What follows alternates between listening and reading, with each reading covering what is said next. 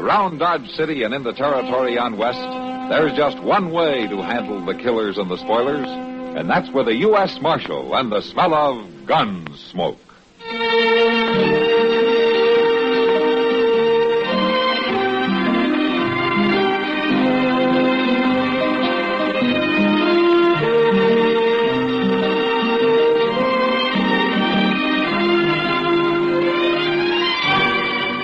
Gunsmoke, starring William Conrad, the story of the violence that moved west with young America, and the story of a man who moved with it. I'm that man, Matt Dillon, United States Marshal. The first man they look for and the last they want to meet. It's a chancy job, and it makes a man watchful and a little lonely.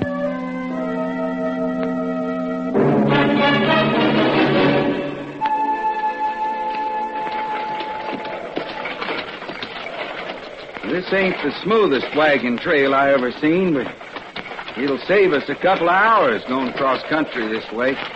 Don't worry about me, Will. I'll be all right. It's just I don't like the looks of that storm. Not this time of year. There's a lot of snow in them clouds. You think we can beat the storm to the line shaft? Ought to. You sure? Of course I'm sure. Come on, you. Here. As soon as we get to the top of this rise, you'll see it.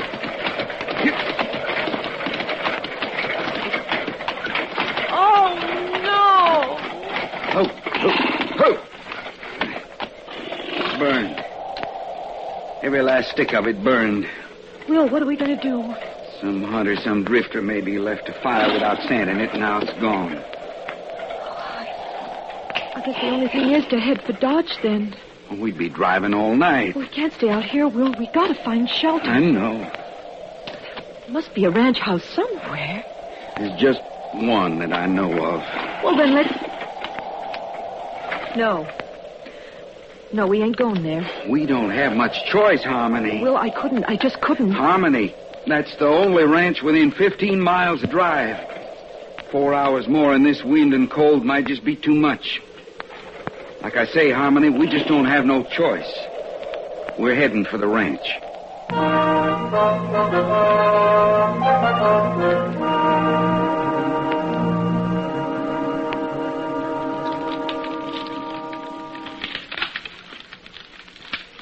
It's a good thing I toted in all that stove wood, Mr. Dillon. We're going to need plenty of it for morning. Yeah, it'll be a real cold night, it looks like. Snow keeps on there, so it's going to be 2 foot deep on the level. You know, if you don't take your boots off that stove, you're going to have 2 feet on the bare ground, Chester. What are you talking about? Chester, the soles are starting to smoke. Now take them off the stove. I declare, Mr. Dillon, I thought I smelled something burning in here. The stove's red hot. Well, at least my feet's warm for the first time in 2 days. Yeah. Say, I think maybe I'll rub them with tallow. Leather ought to soak it up real good, being hot that way. And Evening, Matt. Kitty, come on in. Oh, it's cold out tonight. Stand there by the stove and burn with Chester. I can't stay, Matt. I got to get back to Long Branch. Oh, big crowd tonight? Yeah, but quiet one. Men get sentimental at Christmas time. Oh, I'm that way myself, Miss Kitty. Yeah, so am I, Chester. I was thinking earlier this evening what it was like when I was a little girl. We used to always... It was a long time ago. Why don't you stay a while, Kitty? Let Sam run the place tonight, huh? Well, the boys sort of need me, Matt. To talk to them and laugh with them, even though they're thinking of somebody else at the time. Well, yeah, I know, but... Oh, I don't mind. It's kind of nice to be needed by somebody. What I was thinking, though, Matt, later, around midnight, maybe the 3 of us could get together, make some hot rum, maybe? That's a good idea, Kitty. By jing, it is. And maybe I could even get Mr. Jones to rustle up some chestnuts. Good, Chester. Then I'll be counting on it. I'll come here if it's all right. Fine. I'd kind of like to get away from the Long Branch later tonight. Okay. Well, how are you, Mr. Beeker? Oh, good evening. I'll see you later, Matt. All right, Kitty. Come on in, Jethro. You look like you can stand some warming up. Marshal Dillon, I got some trouble out at my place. Oh, what kind of trouble? I've been invaded, attacked on my own property, shot at. Look at that there hat. Well, that bullet had come much closer, you'd have been shot, not shot at. Who was it, Jethro? Couple coming through in the wagon. They took over my barn. Won't let me put a foot inside. What do you mean, a couple? You mean a man and wife? How do I know if they're man and wife? Well, maybe they just want shelter from the storm. Marshal, I don't care what they want. They took possession of my barn without so much as a by your leave. And I want them thrown out of it. Tonight. Well, can't we leave it till morning, Jethro? Will Ross ain't spending the night on my property. Will Ross? Well, is your daughter with him, Harmony? Marshal, I got no daughter. Well, you did up until 2 years ago when she married Ross and you threw them both off the place. For the last time, I got no daughter. You had one for 19 years, Beeker. You know me for a man of my word, Marshal. And I'm telling you this. If you don't ride back out there with me right now and get them two off my property, I'm going to burn that barn down with them inside it. Chester. Yes, sir. You better saddle up a couple of horses.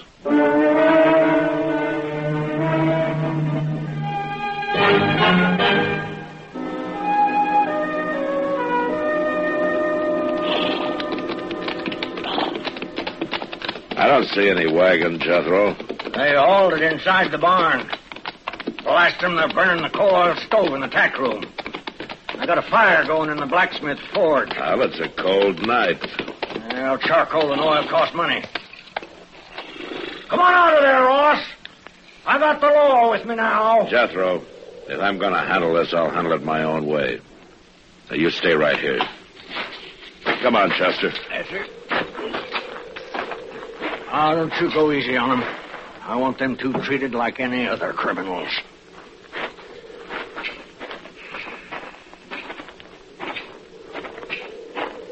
We make mighty good targets again in this snow, Mr. Dillon. Yeah, I guess we do at that. I think the wind's dying down. May not turn into a blizzard after all. Mr. Dillon, I just don't like the idea of walking right into a gun. Will Ross.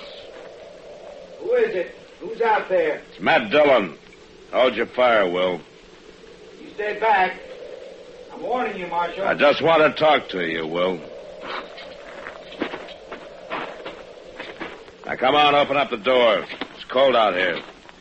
Is old Jethro with you? No, just me and Chester.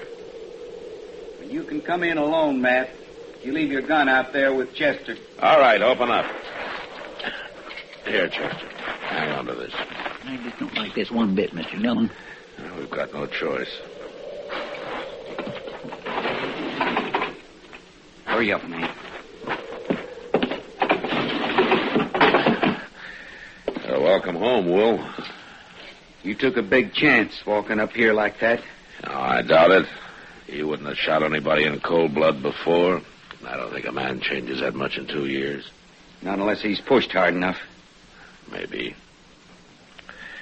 I take that gun now, Will. You said you just wanted to talk. Yeah, I do. But not over a gun sight. Now hand it over. No, stay back, Matt, or... No.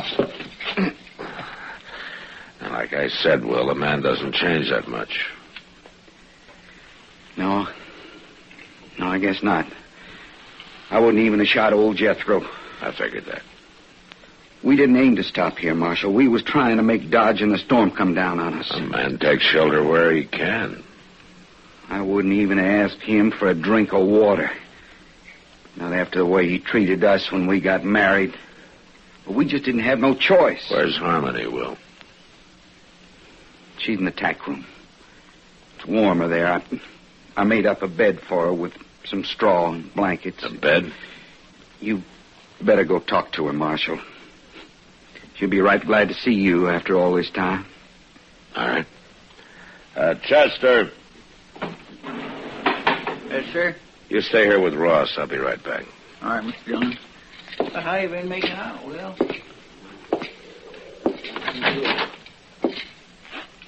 Harmony? Who is it?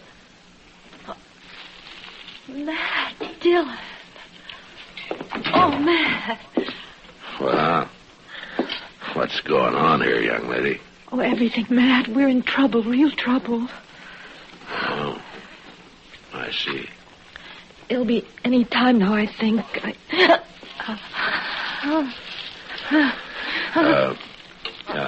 Don't you worry, Harmony. I'm going to get some help out here right now. Don't you worry, everything's going to be all right.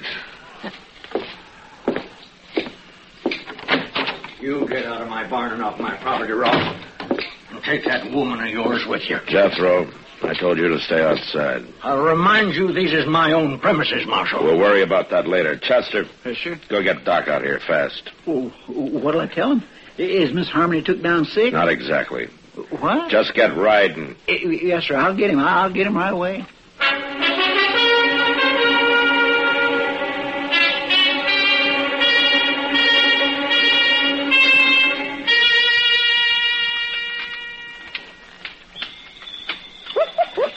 Oh, there we are. The kettle's boiling again, Doctor. It certainly is. It'll only be a minute now.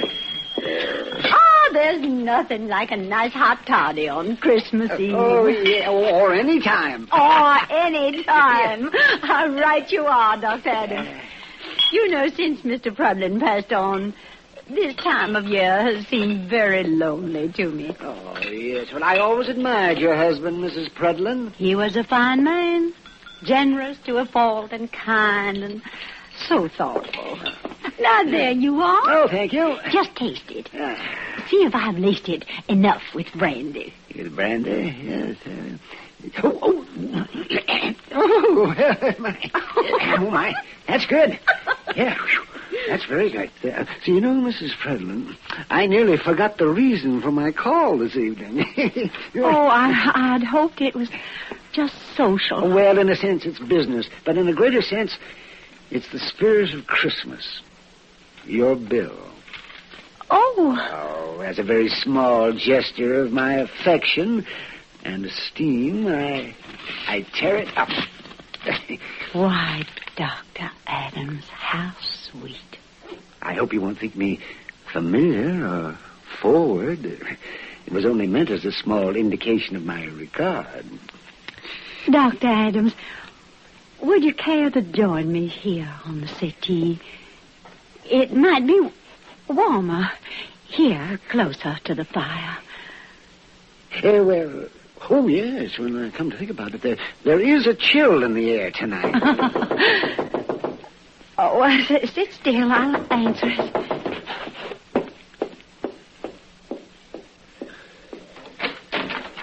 Good evening. Good evening, Miss Prudlin. Excuse me, but it's Doc here. No, my gracious. Well, yes, he is. Won't you come in? Thank you. Doc, I've been looking all over town for you. Well, why did you have to find me? Oh, never mind. What is it you wanted? Well, it ain't me that wants you. Mr. Dillon. Mr. Dillon? What's the matter with him? There ain't nothing the matter with him. He just wants you out at the Beeker place right away. He told me to bring you back. Oh, but this is Christmas Eve. Well, my gracious alive, I know that. Well, all right. Mrs. Prudlin, thank you for a wonderful time. And I hope you won't think ill of me for rushing off. Duty calls, Doctor. I understand. Some men can afford to be selfless. And you are one of those men. Mrs. Prudlin, I want you to know that I think you... Doc, Mr. Dillon is waiting. I'm coming! Good heavens, Chester, man's got to be polite, doesn't he? Another... Oh, that's... Good night, Mrs. Prudlin. Good night, Doctor. Come on, Chester.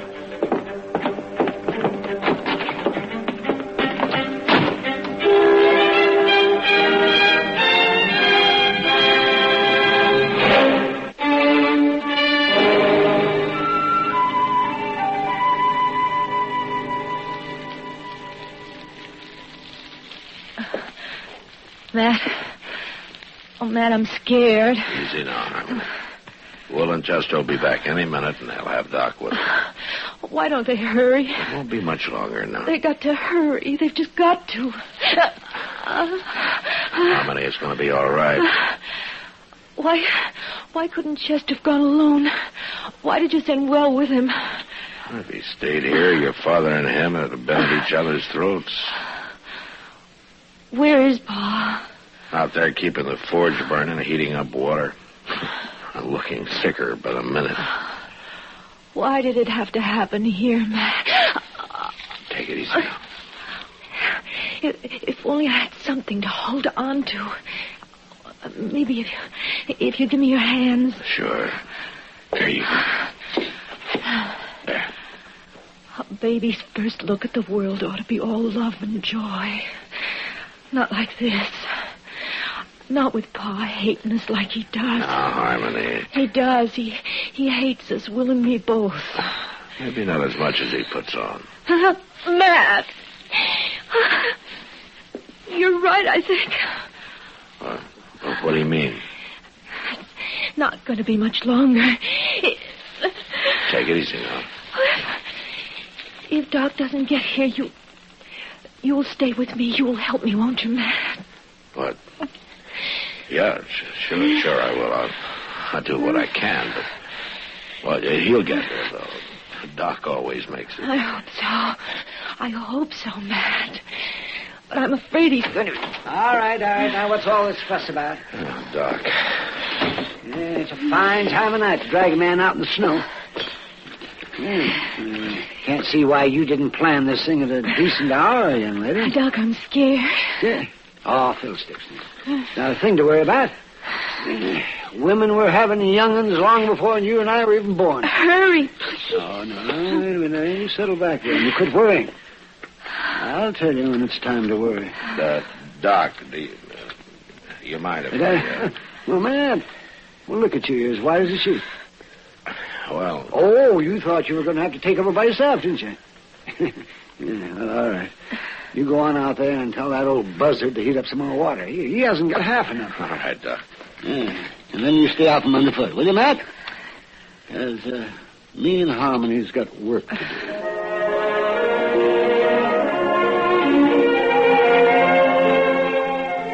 All right, now, little fella. Howdy, young fella. Welcome to the world.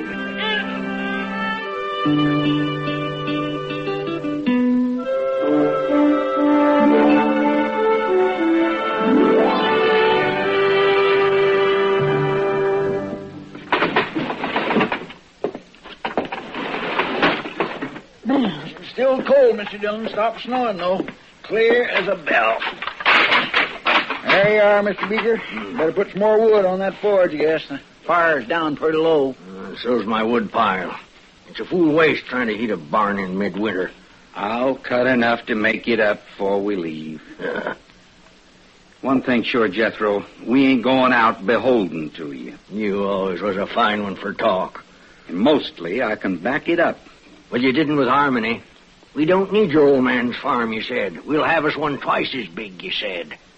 Now, we ran into bad luck. Oh, sure you did. You come crawling back with your tail between your legs. Not to you, we didn't. We got caught here tonight by accident. Bad luck, accidents. That's all you was born for. Just what I told Harmony when she defied me and up and married you. Is that so? Now, you listen to me, Jethro. All right, that's enough. Now settle down, both of you. Well, I didn't give you back your gun just to have you start another argument. I'm sorry, Marshal. I'm just kind of on edge, I reckon. Well, you know, Marshal, I'll remind you that all of you are trespassers on my property. I thought we settled that, Beeker. I'm here because you asked the law in, remember? Well, you sure ain't done nothing. Force of circumstances. They'll leave as soon as your daughter's able to. Now, you can count on that. I got no daughter, Marshal. Well, anyway, while they're here, you're going to keep the peace. Well, there ain't no law against talking. There is if the talk leads to violence. And just remember that Harmony and Will don't like putting up with you any better than you like putting up with them. Yeah. Real high and mighty, ain't they? Without a roof over their heads. Well, a lot of folks might figure that makes you look worse than them. Hey, what kind of talk is that, Marshal? Well, a ranch this size, a big house on it, and a man your age trying to work it all by himself while his own kin roam the countryside. Some folks might figure a man like that's got a lot of meanness in him. I told her what to expect if she married this fella. You know, a man might tell somebody most anything when he's mad, Jethro, but it's plain stubbornness that makes him stick to it afterwards. Why, they come sneaking into my barn like bandits, Marshal. Didn't even knock on my door. And now you're saying I ought to go crawling to them. I didn't tell you what you ought to do. It comes to that, though. And I ain't doing it. Don't you worry, Jethro. We don't want no part of your ranch. And it ain't being offered to you. I worked mighty hard to make this place what it is.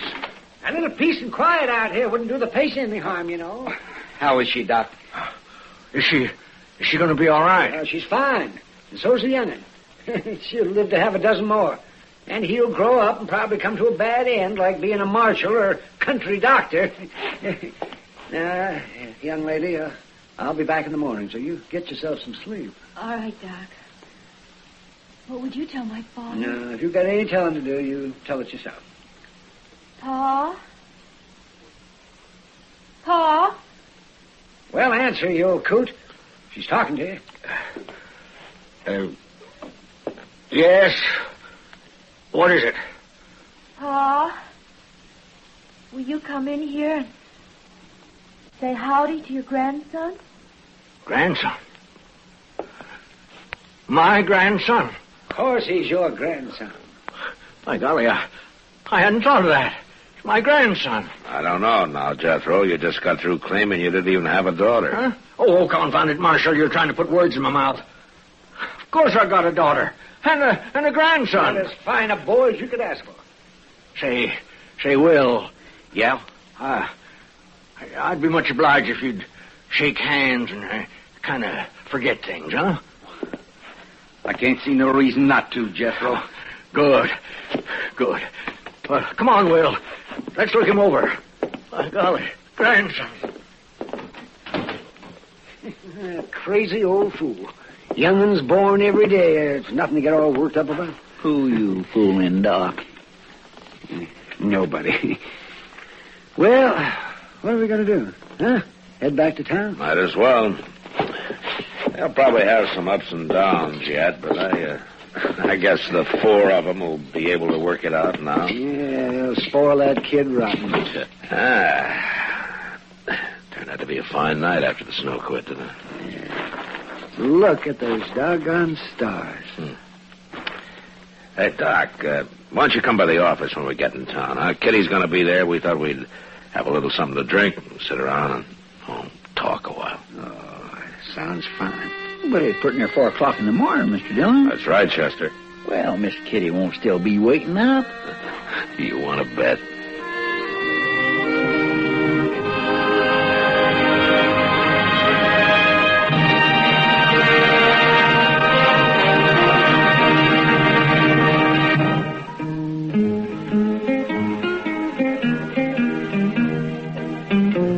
Gunsmoke has come to you through the worldwide facilities of the United States Armed Forces Radio and Television Service.